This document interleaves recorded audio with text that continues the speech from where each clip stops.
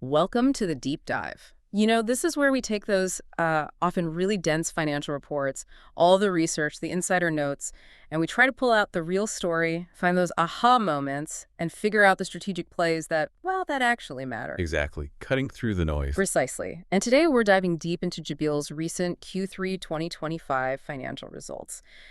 Our mission really is to cut past just the numbers and give you, our listener, a genuine shortcut to being well-informed on what's actually driving this huge global manufacturing solutions provider. Right, where the opportunities are and also what challenges they're facing. Absolutely. So let's kick things off. Jabil just dropped some numbers that really turned heads on Wall Street. What were the absolute standout figures from this latest report? Well, the headlines definitely screamed outperformance. Yeah. I mean, for Q3, Jabil reported earnings per share, EPS, of $2.55. $2.55. Wow, what was the forecast? Forecast was $2.29. Yeah. So that's, a significant beat, 11.35% above expectations.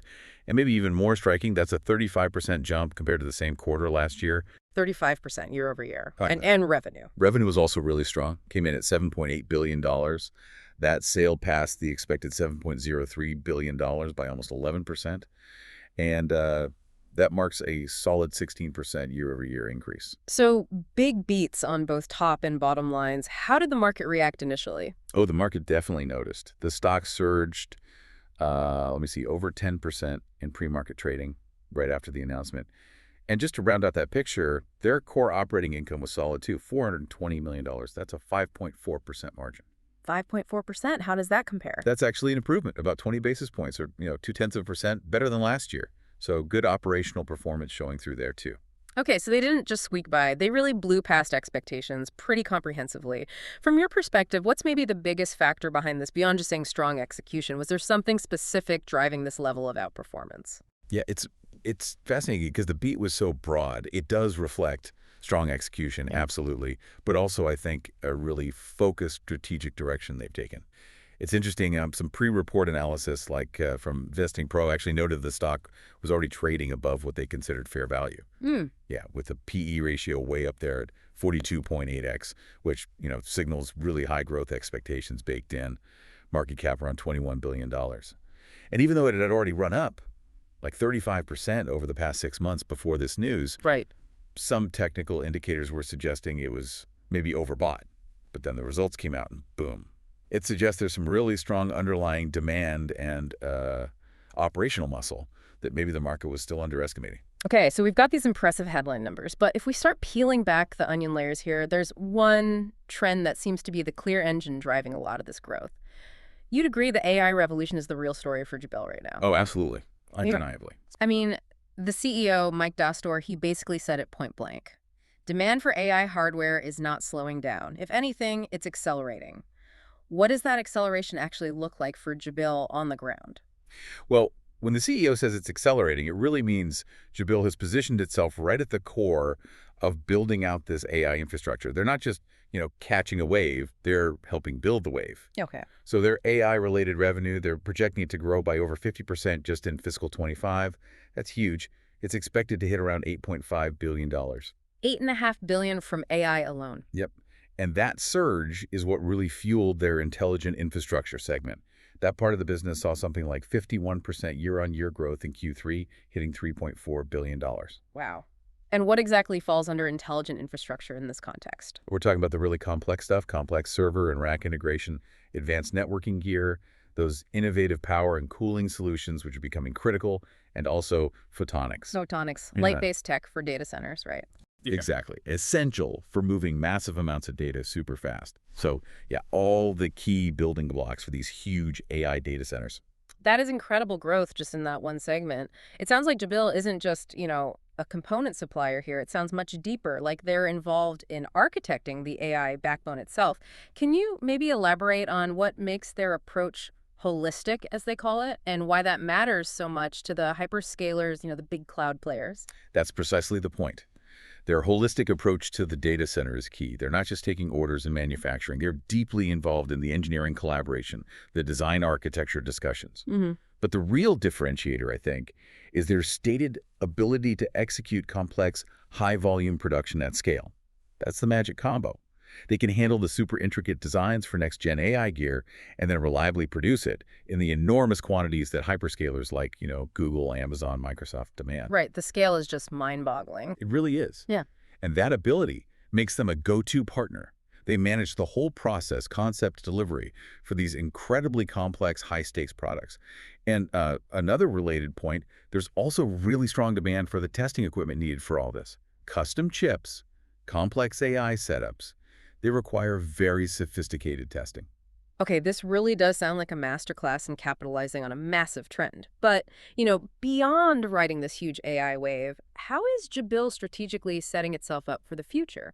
Are they putting all their eggs in this one AI basket, or are they making other moves to stay diversified and resilient? That's a really important question because Ah, while AI is, clearly the star right now, they are making other strategic plays. A big one is around manufacturing resilience and localization. the local for local thing. Exactly. They call it their local for local and region for region strategy.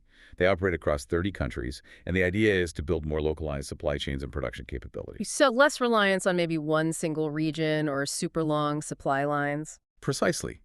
Think of it as decentralizing. It gives them diverse, resilient, and localized manufacturing solutions. Hmm. Helps them navigate things like potential tariffs, geopolitical issues, unexpected shipping problems, makes them much more adaptable. That makes a ton of sense in today's world. And speaking of localized solutions, they made a pretty big announcement about a new U.S. manufacturing site, didn't they?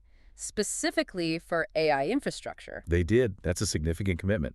They're planning to invest about $500 million over the next few years into a new site located somewhere in the southeastern U.S. $500 million. Wow. When will that be up and running? Expected to be operational by mid-calendar year 2026, so still a little ways off. Okay. But the key is what it will do. This facility is specifically geared towards enabling the design architecture and then the large-scale manufacturing, these really high-complexity AI racks. Racks with higher power needs and liquid cooling. Exactly. As AI chips get more powerful, managing the power and heat is a huge challenge. This site will have infrastructure specifically for liquid cooling, which is becoming essential.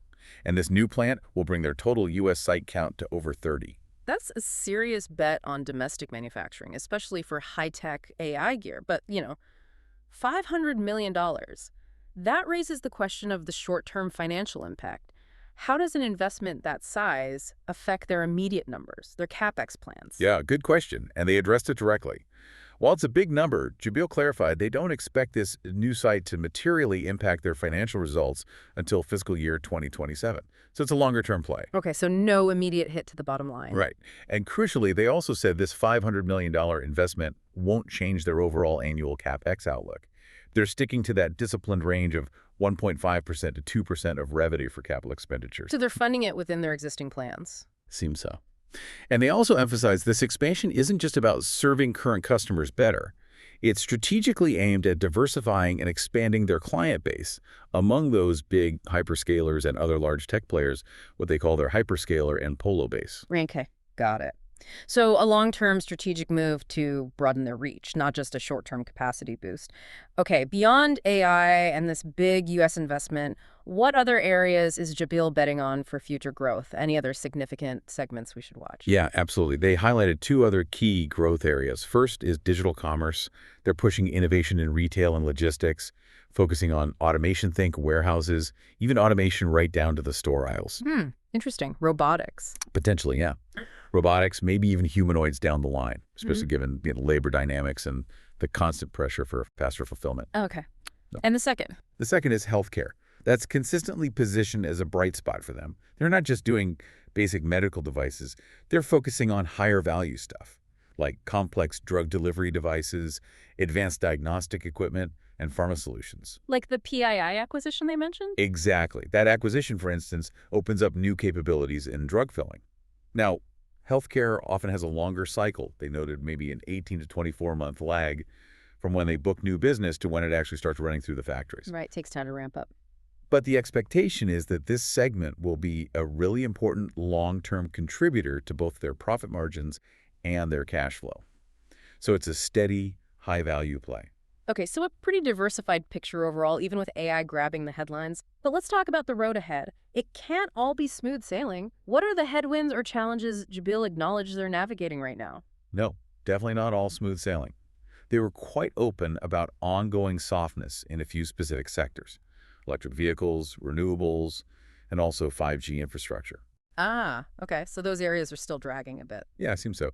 The CEO, Dastor, actually made a point of saying, despite persistent weakness in EVs, renewables, and 5Gs, we're approaching record levels of core EPS, which really underscores how strong the AI and other parts of the business must be to offset that.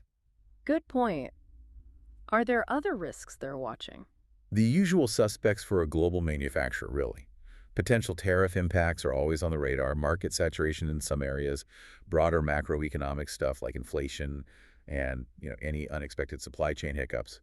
They specifically mentioned maintaining a prudent, sort of cautious near-term outlook on the EV and renewable markets. Right, managing expectations there. Yet, despite those headwinds, they actually raised their full-year outlook for fiscal 2025. Yeah. What are the key updated numbers you, the listener, should keep in mind? Yeah, that confidence really came through in the raised guidance. For the full fiscal year 25, they're now guiding revenue to approximately $29 billion.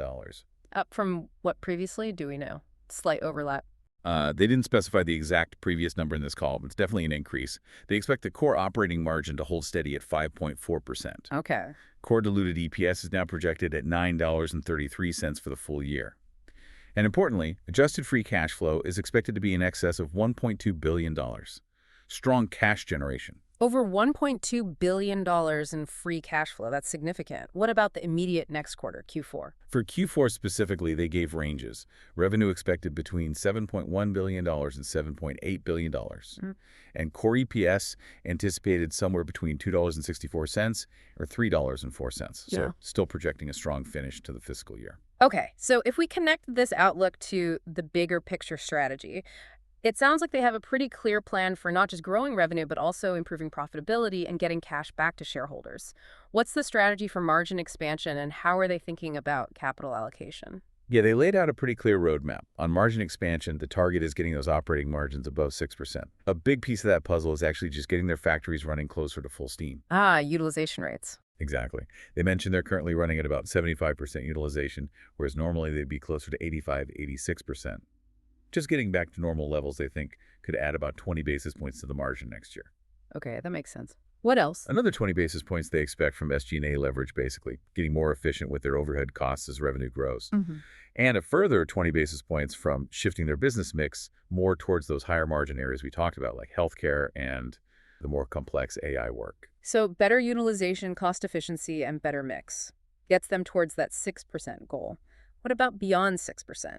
Beyond 6%, they're looking at things like more vertical integration, doing more steps of the manufacturing process themselves, and offering deeper end-to-end solutions like that pharma filling capability we mentioned, things that add more value. Gotcha. And what about capital allocation, that $1.2 billion plus in free cash flow? Where's it going?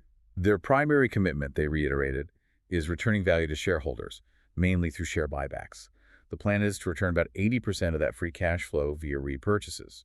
80%. Wow. Yeah, it's significant. They mentioned their current $1 billion share repurchase authorization is actually on track to be finished up here in Q4.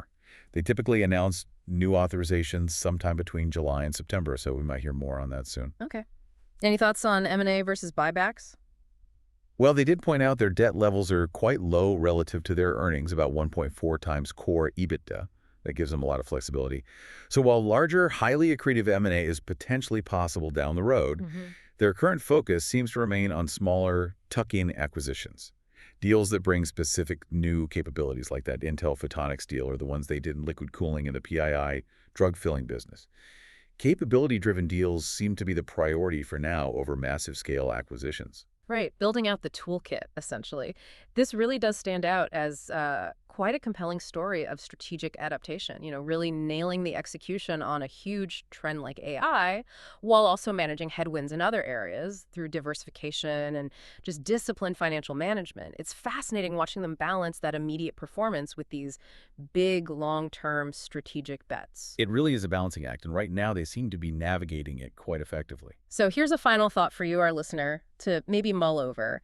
Considering Jabil's really strong bet on this accelerating AI demand and that significant long-term investment in the new U.S. manufacturing site, How might this intense focus on one very rapidly evolving technology potentially shift the balance of their famously diversified portfolio over time? And maybe what new soft spots or perhaps entirely unforeseen opportunities might emerge years down the line because of this focus? Something to think about.